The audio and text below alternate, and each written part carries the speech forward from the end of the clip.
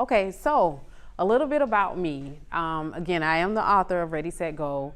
And at the age of 23, I started my business. I didn't know where I was gonna I did know where I wanted to place my business, but I had no point of reference to starting my business.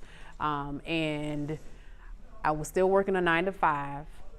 And I had one thing that I'm pretty sure a lot of you all who probably are entrepreneurs was the fear of leaving my job and starting on this new entrepreneurship journey. So what I did, I was 23, I was married, had 2 children, and I found myself, okay, I didn't know anything about taxes.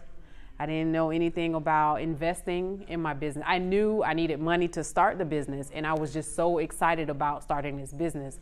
But I was so not educated on the things that I needed, like the legality, the entity, how I was going to market the business, how I was going to advertise the business, how I was going to draw the people into the business. But Stephanie was talking about fear.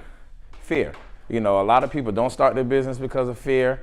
A lot of people can't scale their business because of fear. A lot of people can't grow and can't make it through the process of the journey because of fear. Now, fear, we can't erase fear from the earth. It's here, but we can manage it.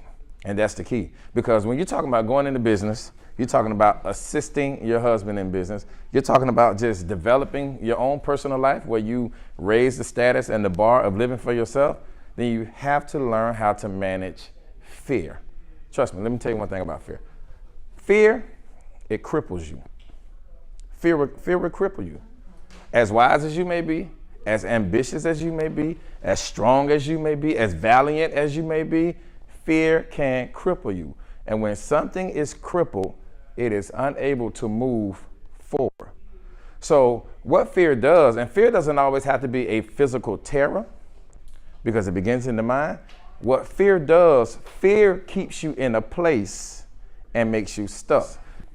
You know, we talk about this thing about life. We say life is a game, you got to play it right. But life is full of moments. And all moments they're transitions unto the next stages of your life, okay? So when you have a moment, how we behave and what we believe during those moments determine the type of momentum we build. Because listen, when people talk about going to high levels, going to new dimensions, it's not about the greatest ideas, because we know there have been some successful people that have not been the brightest, but in the moment, they made the right decision. They believed in the right thing, and they built momentum. If anybody here watch sports, you watch a football game, you watch a basketball game, a team could be losing by 25 points, and all of a sudden they get an interception on defense, and they score. They stop them and get a fumble, and they score. And what happens is, because of the small activity, they built momentum, and now they virtually become unstoppable, because when you build momentum, there's like a force working with you. So in order for you to grow and to go into new dimensions and to become successful at whatever you're pursuing in life, whether it's business or your personal life, you have to take advantage of each moment in your life, and you take those moments and you build momentum. And when you build momentum, you become unstoppable. One thing about being in business, what I had to learn is time management, okay? Time management, this is so key when you're starting a business or for those who are already in business. And time management, my definition of time management is simply being able to effectively maximize your time. And I wanted to bring this calendar to you all because time management is just like, it's in my book. It's one of the chapters in my book.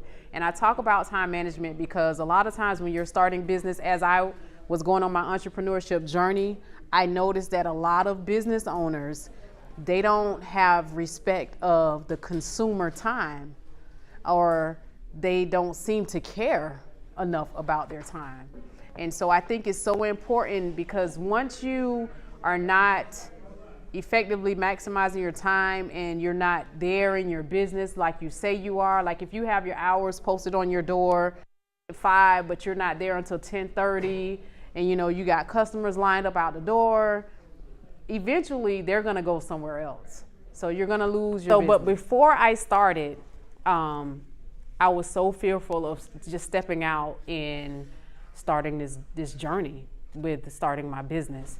So my question to you, with saying all of that, I ask you this, like, what keeps you from starting your business, like, or have kept you from starting your business? Is it fear? Is it lack of support? Is it just the fear of the unknown? You don't know what's going to happen as you go off on this journey.